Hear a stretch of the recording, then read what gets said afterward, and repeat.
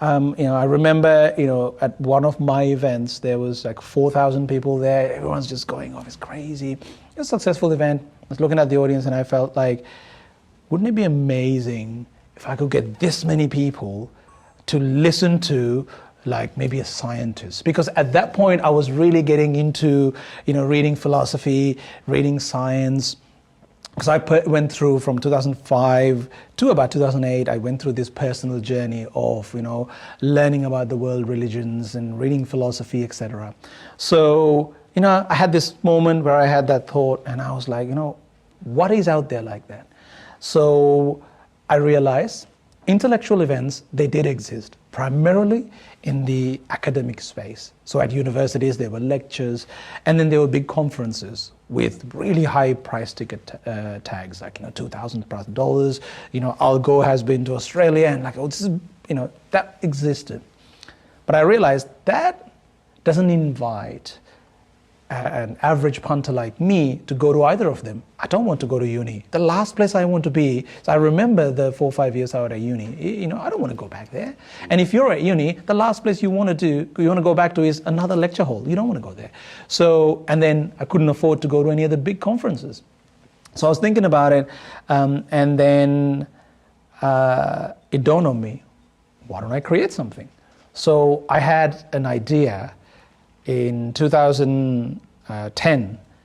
The idea was a little too ambitious, but in a nutshell, I wanted to create, back then, the biggest music festival in Australia was Big Day Out. So I wanted to create the intellectual Big Day Out. That was my goal. So I created Think Inc. originally as an event, not a brand. So it was meant to be an event. It was an annual event that's going to happen.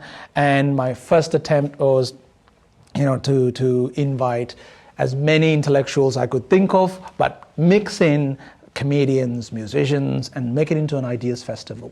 And it did happen. In 2011, I organized the first version of it. The first time ever Neil deGrasse Tyson visited Australia was for that event. I had Michael. That's awesome. Yeah, there was. So great, there's funny stories there, but he's great.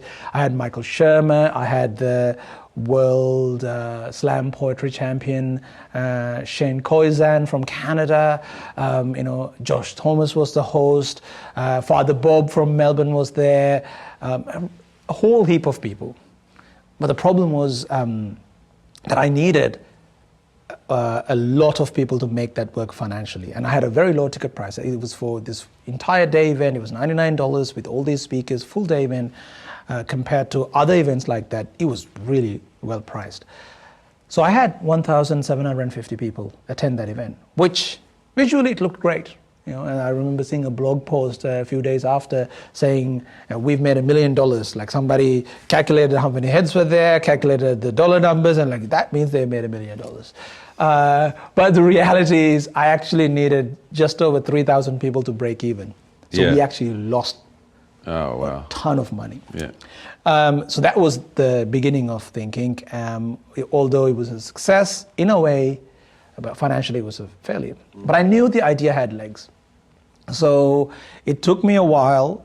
I moved to Sydney, and in 2013 I started working on it again.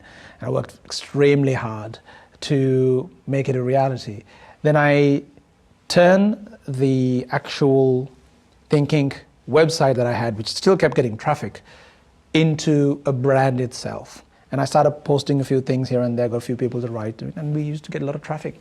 So then I realized, okay, the way to go is turn Think Inc. into a brand.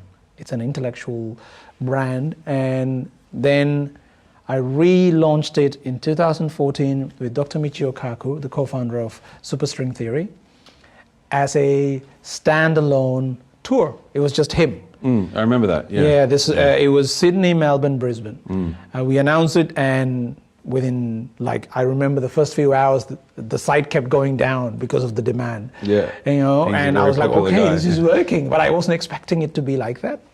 But the rest is history, more or less. That tour was sold out, and that gave me what I needed to then run with it. To see the full interview, simply go to Google and type in full interview. No, that won't work. There'll be a link somewhere.